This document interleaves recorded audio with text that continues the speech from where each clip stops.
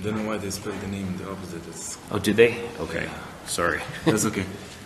Hi, everybody. It's really a pleasure to be here, and I'm honored that I got the chance to present at CVI. I'm presenting a case of a pedal recanalization of a femeropopliteal artery occlusion in a patient with a metatarsal stump and a patient with amputation, that's a metatarsal amputation and a non-healing stump. I have to say that I'm presenting on behalf of Dr. Shammas. Me saying that, I'll be referring some of the tough questions to him. I follow Dr. Shammas at the Midwest Cardiovascular Research Foundation. I work as a hospitalist in Mercy Hospital in Clinton, Iowa, and I have no disclosures. This case, a 74-year-old male patient with multiple risk factors of diabetes, hypertension, peripheral artery disease, and history of smoking for more than 20 years. He also, of note, he has 2 bypass surgeries in his right lower extremity. The first was in a right femeropopliteal, and the second after that was a right profundifemoris to posterior tibialis bypass. Despite that, the patient had developed a non-healing ulcer in his right foot, and he had to go to a metatarsal amputation. He presents with a non-healing stump at the site of the metatarsal amputation, and this is when the case came. So other review of systems were negative, and the angiogram, which is the really important part here, is it did reveal a long occlusion of the Femeropopliteal artery up to the proximal tibial vessels, and it did show collaterals faintly filling the pedals. As seen here, this is the right femoral artery, and you can see that there is almost a chronic total occlusion or a complete occlusion of the superficial femoral artery, and the profundifemoris shows that it could be that this is the graft of the second bypass. On the second image on the right, it shows the pedal arteries with the posterior tibial, anterior tibial arteries faintly filling from collaterals. So at this point, the decision was to do, given that a contralateral antegrade axis or a trans collateral axis or even a profundifemoral axis with a profundifemoral to superficial femoral artery would not really recanalize this long occlusion that the patient has. The decision was to get a distal axis with initially starting with a posterior tibial axis, and then a dorsalis pedis was then the patient had basically the posterior tibial axis was obtained, and despite that, as shown in the images, that crossing to the popliteal was unfortunately unachieved despite the use of escalating technique and crossing catheters. So a dorsalis pedis axis was obtained, and with the use of a Usher catheter and a crossing device, crossing to the popliteal artery was achieved. This angio shows here the posterior tibial artery, and what basically the catheter was ended here. Crossing to the popliteal was a failure, and this here shows that crossing was achieved from the anterior tibial artery. Using the crosser was advanced with the Usher catheter up to the origin of the superficial femoral artery almost. And at this point, it was that the catheter, as noted in the second image, the crosser was in a subintimal location. So a challenge here came of crossing this catheter across this occlusion to reach the common femoral artery.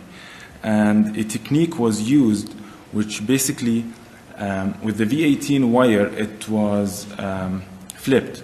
So the stiff back end of this wire was used, and the tip was bent at 10 degrees.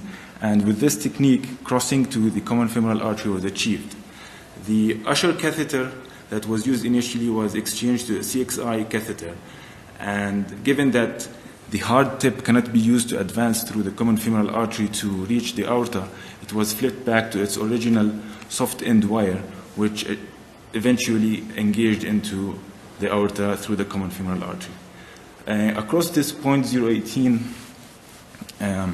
wire, a dilation of the complete femeropopliteal segment was carried, and after that, 4 silver stents were placed for a total of 42 centimeters to cover the entire femeropopliteal segment. Also, a stent was placed at the proximal disease at the anterior tibialis. It was a synergy stent. These images here show the the flow that was achieved after placing the stent. It was an excellent linear flow, as you see on the first image here, through the superficial femoral artery. And the other image here shows the anterior tibial artery flow with a less than 10% residual narrowing. The outcome was really good. The patient had a complete healing of his stump within 3 weeks. So what is learned here, and what was the conclusion? In patients with chronic limb ischemia, healing of a stump can be challenging and sometimes not achievable. Pedal access might be the only access in such patients. So really it's a very essential skill to learn in patients with chronic total occlusion, and this can achieve healing in these patients and revascularization. Thank you.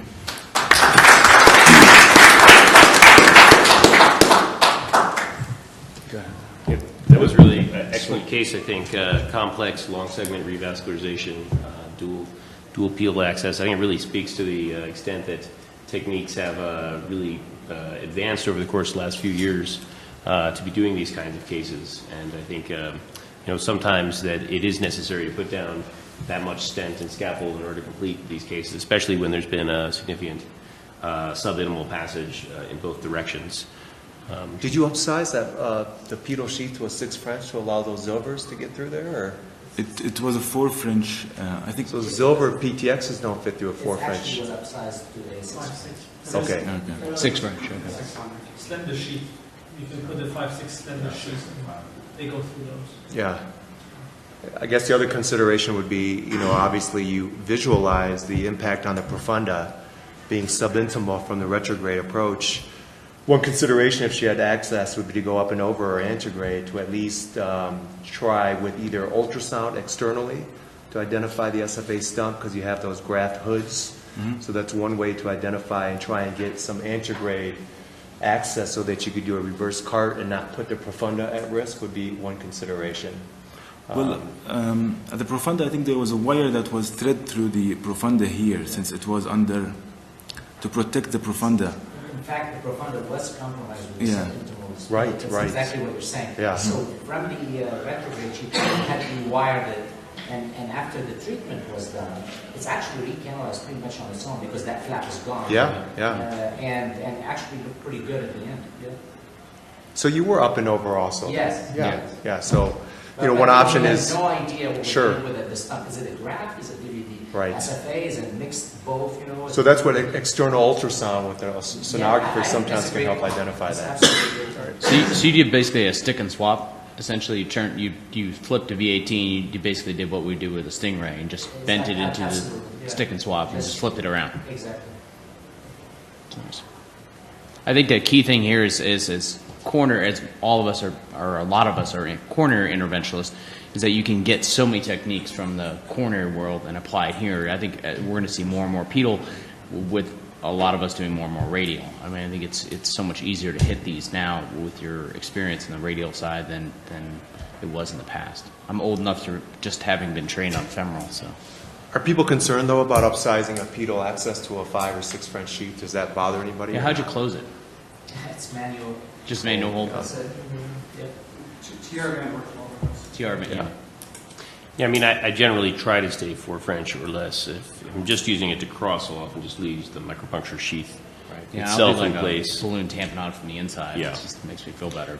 But I think the size of the anterior tibial ear is pretty good, so I think it probably would accommodate the sheath as long as you're careful to keep the ACT high. And yeah.